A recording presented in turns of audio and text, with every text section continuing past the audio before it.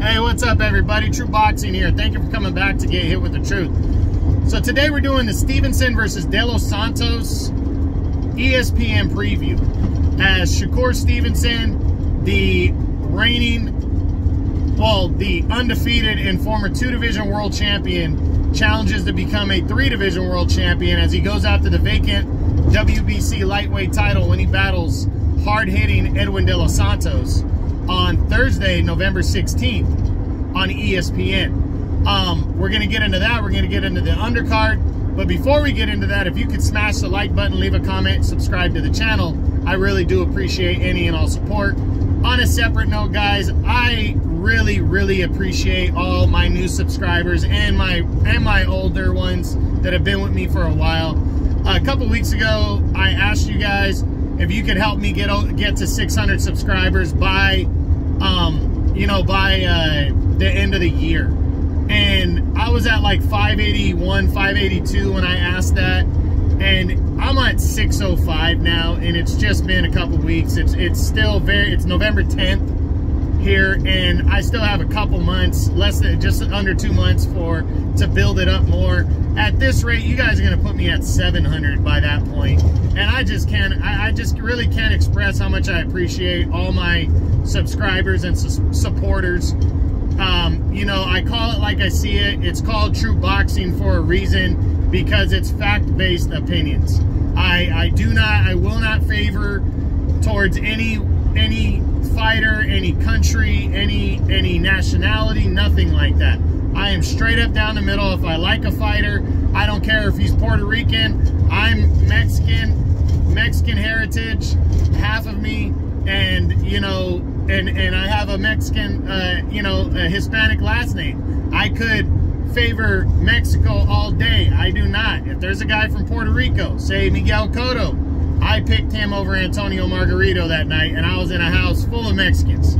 So, because I was a Cotto fan and because I thought Cotto would win. So for me, it's about who you are, where you are, the type of fighter you are, how bad you want it. But just in terms of my opinion, it's all fact-based opinions, and I just can't appreciate everybody enough for how much they support me and have gotten me over 600 subscribers to this point. I'm just trying to build it up and do more.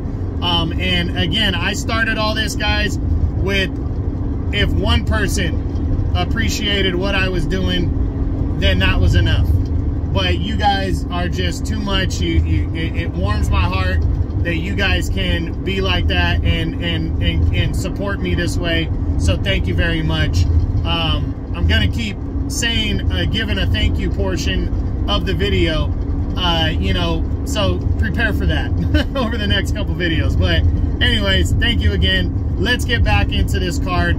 We're gonna start with the undercard. Now, first off, I'm doing this preview video on a Friday, on a weekend. I'll probably get it out over the weekend, but I'm putting out the preview video early because, one, there's no big fights on this weekend, the weekend of the 11th. But also you have whatchamacallit over there. The fight is taking place next Thursday on ESPN. So it's a special Thursday night card. So that's why I'm doing it a little bit early. But anyway, be that as it may, the undercard is going to be good. I'm looking forward to it. You have Fernando Vargas' son, who's undefeated, on the rise. He's fighting on the undercard against an undefeated fighter named Christian Oliveras. The co-feature is awesome. It's basically a double main event, in my opinion, because you have Emmanuel Navarrete, the reigning WBO 130-pound super featherweight champion, makes the second defense of his belt, and he's a 3-division world champ as he battles former 2-time world title challenger Robson Conceição in a fight that Navarrete did not have to take. Conceição is not an easy opponent. He might be 8 years older at 35, but he has an awkward, complicated boxing style. He's legit. And he lost a controversial decision to Oscar Valdez a couple years ago that a lot of people think he should have won, myself included. I thought Conceição beat Valdez. I thought he did for sure. And then he lost a decision. He lost a one-sided decision to Shakur Stevenson, which everybody loses one-sided to Shakur. But also the caveat there was Shakur missed weight and didn't try to get to the weight. And I think if they both came in on weight, that might have changed the outcome. I'm not saying that Conceição would have won, but maybe if Shakur wasn't overweight, it would have been a little bit closer. So you never know is the point.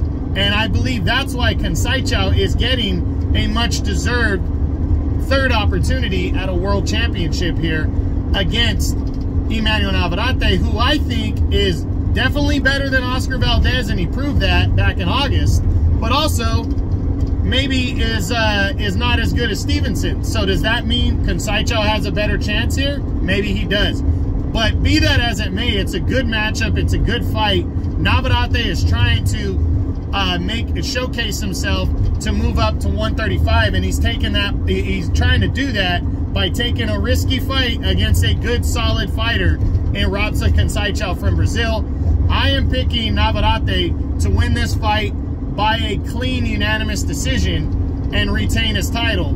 I don't know if he can knock Conceição out. Conceição has a tough chin, so I'm picking Navarrete by a decision. I do believe Conceição can win this fight if he can box and neutralize the punch output by Emmanuel Navarrete and his awkward style as well. I did a breakdown video of this fight.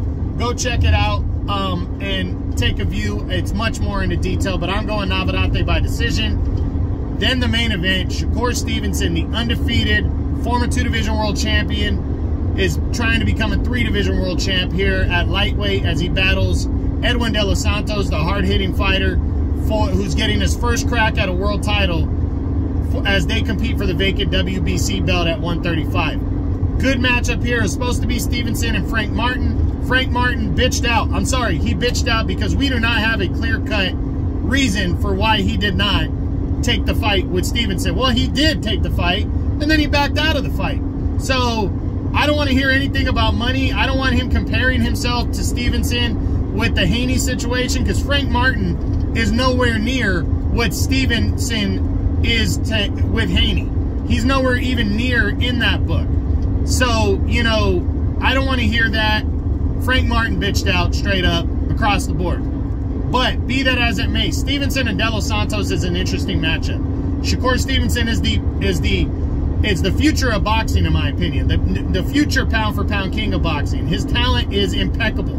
He's one of those very rare special fighters. He's not just good, he is special. He's very smart, he's tactical, and he can bring the pain when he wants to. Edwin De Los Santos, powerful as fuck, used to being the underdog. He pulled off the upset last year, you know, and is just riding that wave here into the Stevenson fight. He's fearless. He wants the world title. He's hungry, and he's coming in. I think it's going to be a good fight no matter what the ending is. I personally don't think Shakur Stevenson is going to lose this fight.